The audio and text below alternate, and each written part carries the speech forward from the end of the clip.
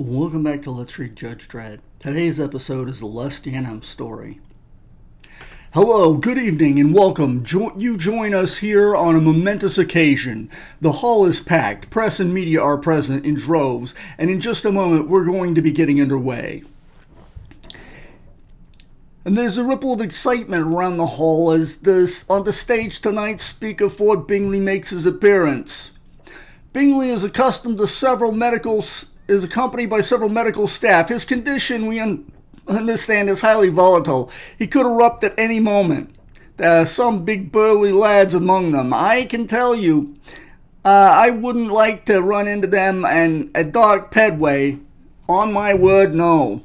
And the excitement in this hall rises to a fever pitch as Ford Bingley takes the stage. I'm going to try and get close enough to speak to him. Push off. Mikey! Mikey! You'll get Mikey. Mikey's coming. Mikey! Your speech, sir. Don't forget your speech. And he can hear the chant growing. Speech, speech, speech. He's taking the microphone. He's turning to the expectant faces. What a fine figure of man he is. He's raising his hand for silence. You can cut the tension with a knife. The crowd's gone very quiet. You can hear a pin drop, but I can still hear the murmur of a commentary around the hall. This is disgraceful. They're totally ignoring him. They're commenting him down. I've never heard anything like this. In all my days as a commentator, I've never before been ashamed of my profession, but I feel ashamed tonight. All units be on lookout for 3-minute teleport capsule recently used to carry out Antiques Heist Old Town Museum. Beware, perps are armed and dangerous.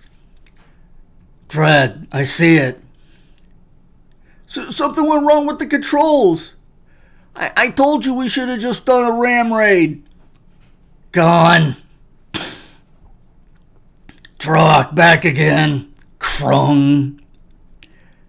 Drop your guns. You're under arrest. The law, Scramola. Bam. We have one down, Control. Remaining perps are fleeing along Carnegie. I'm in pursuit.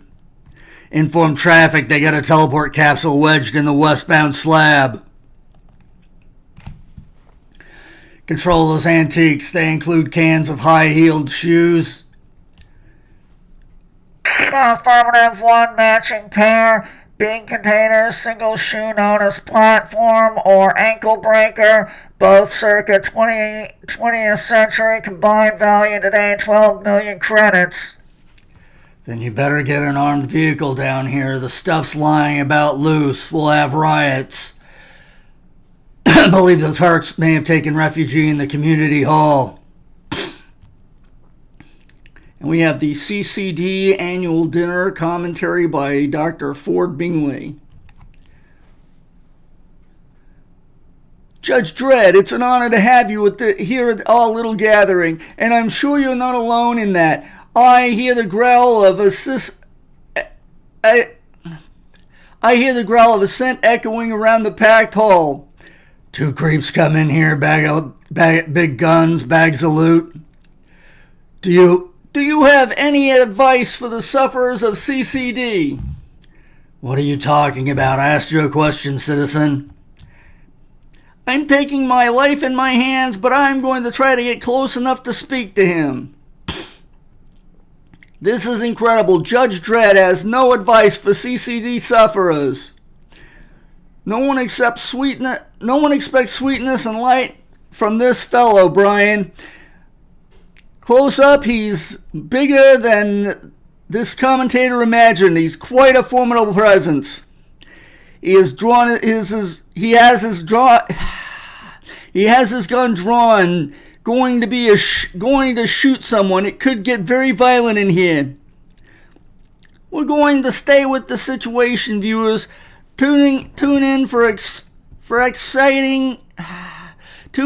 expecting to see the